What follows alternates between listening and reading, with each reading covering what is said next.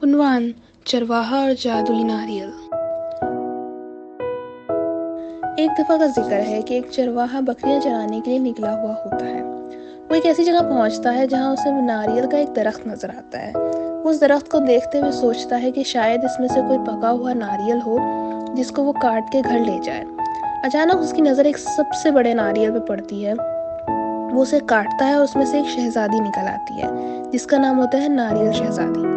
वो इतनी प्यारी और जेवरात से लदी हुई होती है कि वो उसे देख के हैरान रह जाता है, और वह शहजादी जैसे ही नारियल से निकलती है जोर जोर से रोने लग जाती है और कहती है, तुमने अच्छा नहीं किया, मेरी बद्दुआ है तुम्हें कि तुम जिंदगी में कभी सुकून ना ले सको और तुम्हारा बहुत बुरा अंजाम हो, और उसके बाद तुम बेबस हो के मेरे पास आओ माफी मांगने के लिए।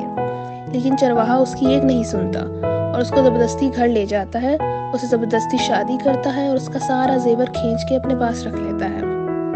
शहजादी बहुत परेशान हाल में रहती है और वो ये सोच रही होती है कि वो यहाँ से आज़ादी कैसे पाए।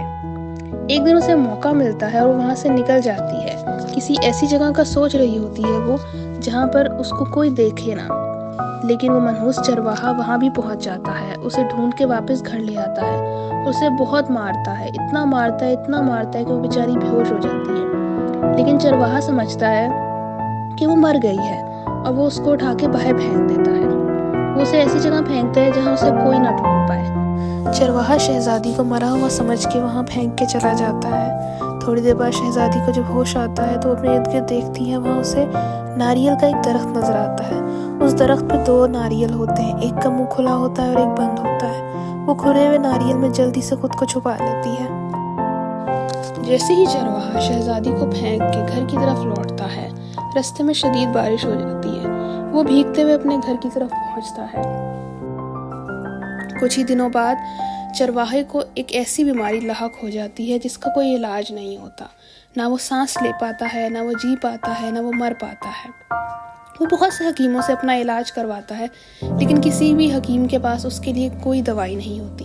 बिल आखिर उसे शहजादी का ख्याल आता है और वो सारा माजरा अपने घर वालों को बताता है, किस तरह से उसने शहजादी के साथ किया और किस तरह से उसको शहजादी ने बद्दुआ दी। उसके घर वाले उसको मशवरा देते हैं कि वो शहजादी को ढूंढे। वो शहजादी को ढूंढने के लिए निकलता है। ढूंढते ढूंढते वो उस जगह पे आता है जहाँ उसने शहजादी को फेंका था। वहाँ देखता है तो वहाँ तो एक दरख्त बना होता है, एक नारियल का दरख्त, जिसके ऊपर बहुत बड़े बड़े नारियल उगे होते हैं। वो काफ़ी देर उस नारियल के दरख्त के पास बैठा रोता रहता है कि अचानक से एक नारियल में से शहजादी की आवाज़ आती है।